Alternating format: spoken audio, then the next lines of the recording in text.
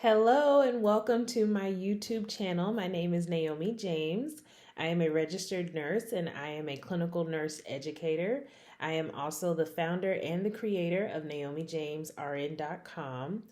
I provide professional development services to build better nurses. As of now, I provide mentoring services, coaching services, and courses, and I'm so excited because the courses are new this year.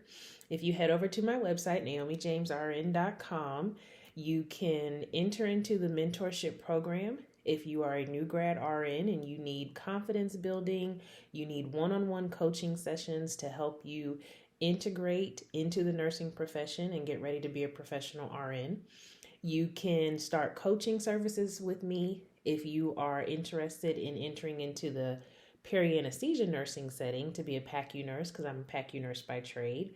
And then my courses are designed for the novice educator that is teaching their first clinical course, or maybe they want to improve on teaching clinical courses. They might have been an educator for years. And so I provide a readiness course, a boot camp for nurses that are teaching clinical.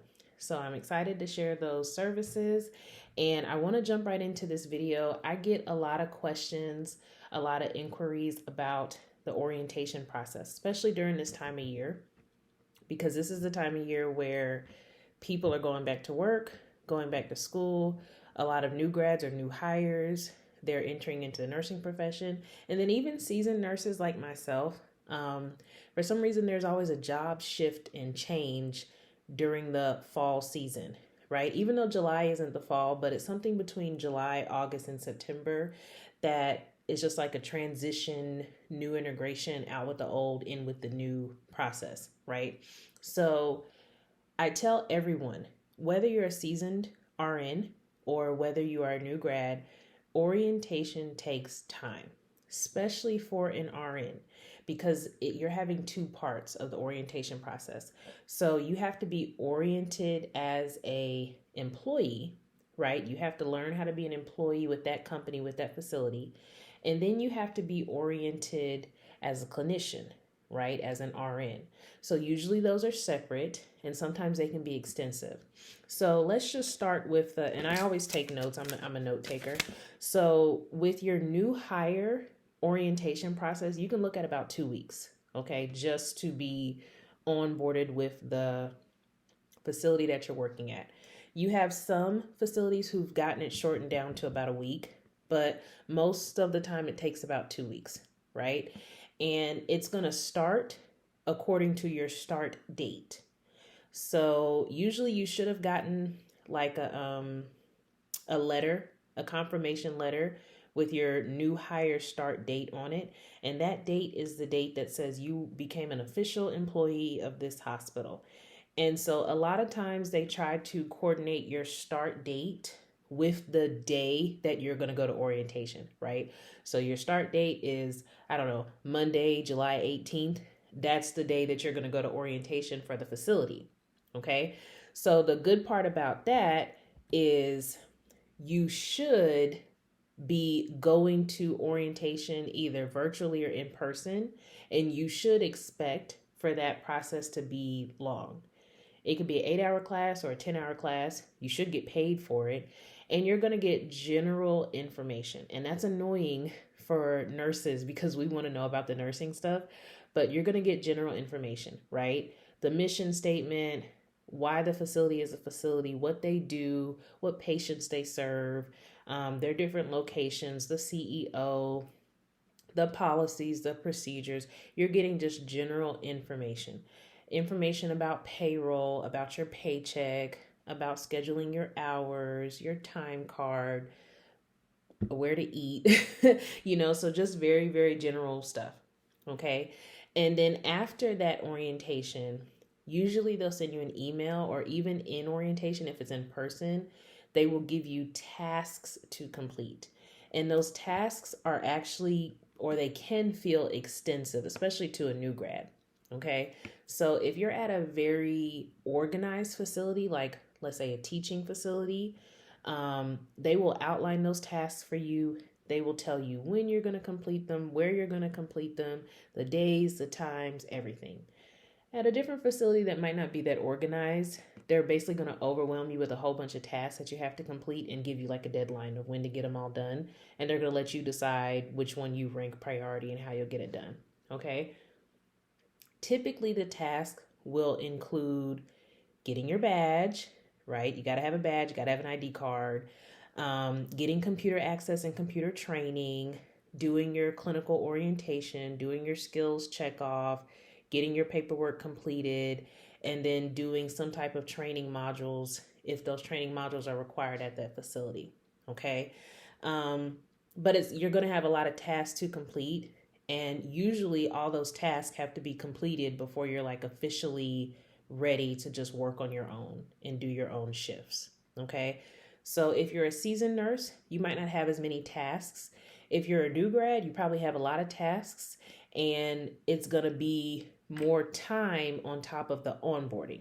Okay. So the onboarding might take a week or two, but then completing your tasks might take 3 months if you're a new grad, right?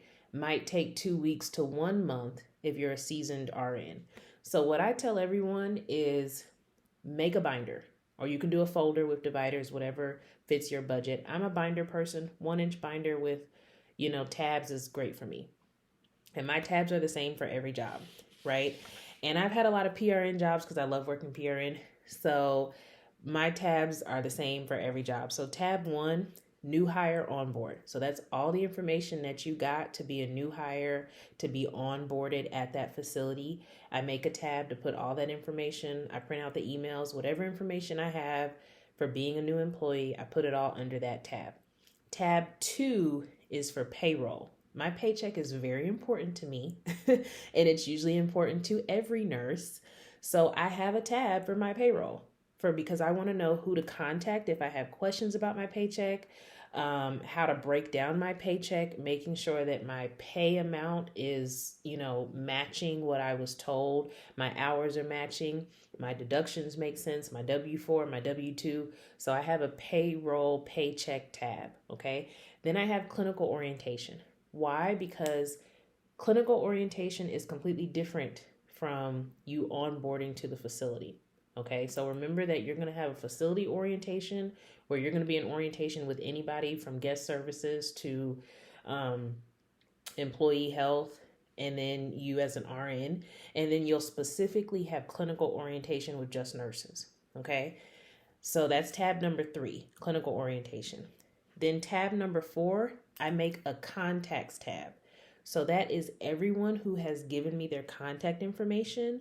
I make a tab for them. Right? So if I got an email from someone, sometimes I will copy and paste their email stamp and I'll put it on a blank document and I'll make a list of all those contacts so that way I can print out one document of all the information I have.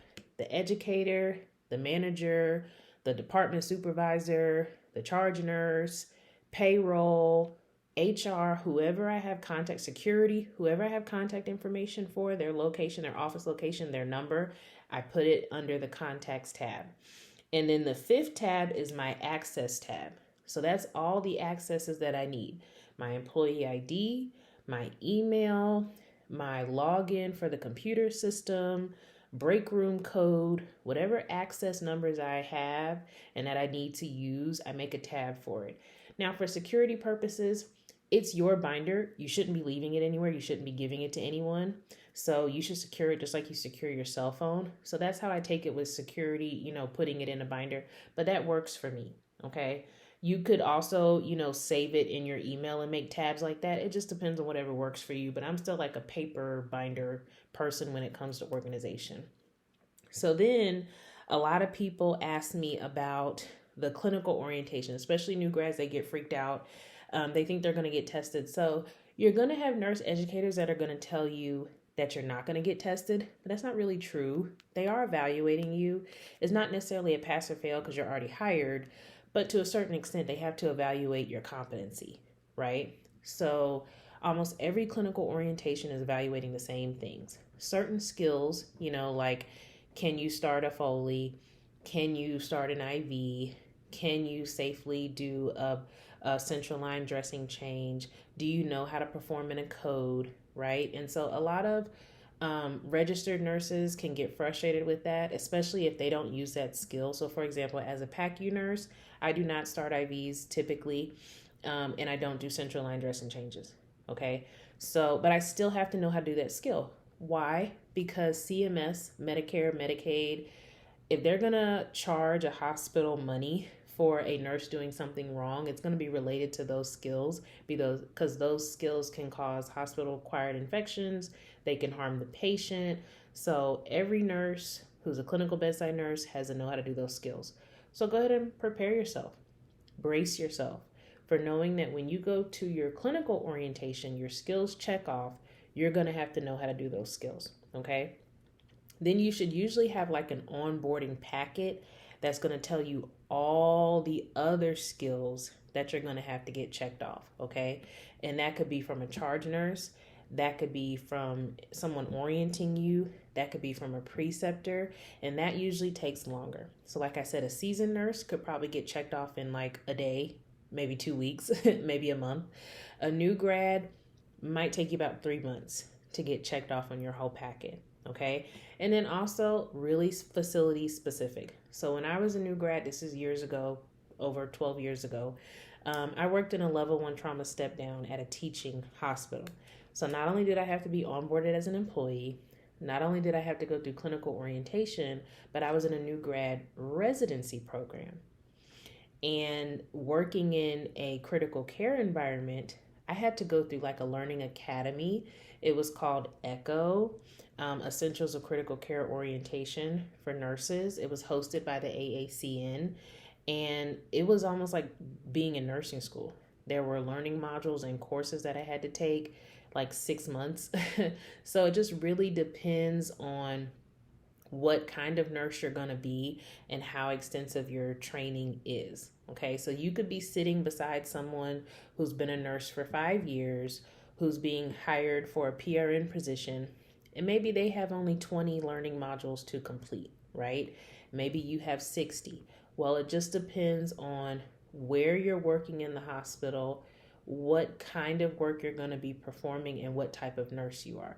So I tell my new grads, you are going to have an extensive new hire onboarding process, and you should, because you need it, because you've never been a registered nurse before. So you need as much help as possible. For my seasoned nurse, expect 2 weeks of onboarding, maybe 2 weeks of orientation, and within about a month, you should be able to fly, have your wings, and do your thing. Okay. So I just wanted to, kind of briefly go over that. I wanted to introduce myself. I want to make sure that I'm starting to be consistent with content. But if you have any other questions, head over to my website, subscribe. You can email me directly. So that way we can talk about any questions that you have with the new hire onboarding process. And I am so excited to continue to share more videos with you. If you like this video, please hit the like button, subscribe to my YouTube channel, so that way you can get more updated content from me. You can also head over to my website, naomijamesrn.com, in order to get content there and to read my blog about new hire orientation. All right, thank you.